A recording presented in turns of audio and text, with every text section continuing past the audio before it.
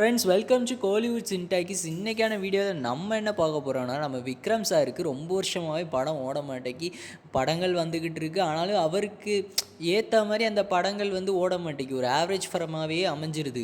இப்போ அவர் ஒரு புது படத்தில் கமிட் ஆகிருக்காரு. அந்த படம் கண்டிப்பாக அவருக்கு ஹிட் அடிக்க அதிகமாகவே வாய்ப்புகள் இருக்குது. ஏன்னா டேரக்டர் அப்படி. அதை பற்றி பார்க்கலாம் வாங்க, வீடியோக்குள்ளே போகலாம். அப்படியே நம்ம சேனலை சப்ஸ்கிரைப் பண்ணாத ஃப்ரெண்ட்ஸ்லாம் சப்ஸ்கிரைப் பண்ணிட்டுப்பாங்க. வாங்க வீடியோக்குள்ளே போகலாம். அதாவது விக்ரம் சார் 2016 இருமுகன் படம் நடித்தார் இல்லையா? இப்போ அந்த டேரக்டர் சார் ஆனந்த் சங்கரோட இப்போ மறுபடியும் ஒரு படம் பண்ண போகிறாரு. இது ரொம்பவே அஃபிஷியல் நியூஸாக வந்திருக்கு. இந்த படத்தை பற்றின அப்டேட்ஸ் தான் நம்ம இன்றைக்கான வீடியோவில் பார்க்க போகிறோம். சரி, அப்போ சியான் 63 படம் என்னாச்சு அப்படின்னு கேட்டிங்கன்னா, இந்த படத்தை பற்றி 2 விதமான ரூமர்ஸ் வருது. எப்படின்னா, இந்த சியான் 64 தான் எடுக்க போகிறாங்கன்னு, இதை முடிச்சுட்டு தான் சியான் 63 வரப்போகுது அப்படின்னு சொல்லி ஒரு நியூஸ் வருது. இன்னொரு நியூஸ் என்னென்னா, சியான் 63 அண்ட் சியான் 64 இந்த 2 படத்தையுமே விக்ரம் சார் பேரலாக ஷூட் பண்ணி நடிக்க போகிறாரு அப்படின்னு சொல்லியும் ஒரு நியூஸ் வருது. இதில் எது உண்மைன்னு தெரில.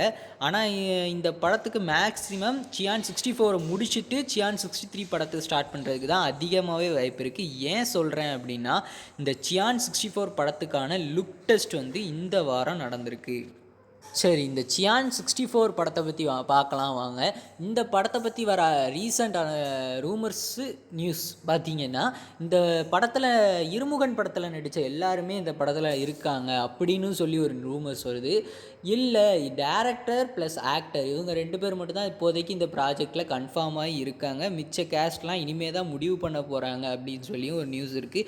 ஆனால் மியூசிக் டைரக்டர் ஹாரிஸ் ஜெயராஜ் தான். ஏன்னா அவரே மலேசியா நடந்த ஒரு ஈவெண்ட்டில் அவர் தான் அனௌன்ஸ்மெண்ட் பண்ணார் இந்த ப்ராஜெக்ட் இருக்குது. அண்ட் இந்த படத்தோட ஷூட்டிங் எப்போ ஆரம்பிக்கும் அப்படின்னு பார்த்தீங்கன்னா, ப்ரீ ப்ரொடக்ஷன் ஒர்க்ஸ் இப்போ போய்கிட்டு இருக்குது.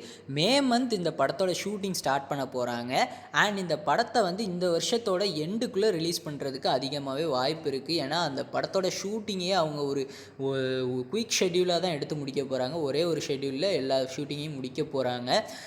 கிட்டத்தட்ட ஆகஸ்ட் ஆர் செப்டம்பருக்குள்ளே இந்த படத்தோட ஷூட்டிங்கை முடிச்சிருவாங்க. மே மந்த் ஷூட்டிங் ஸ்டார்ட், அதாவது அடுத்த மாதம்.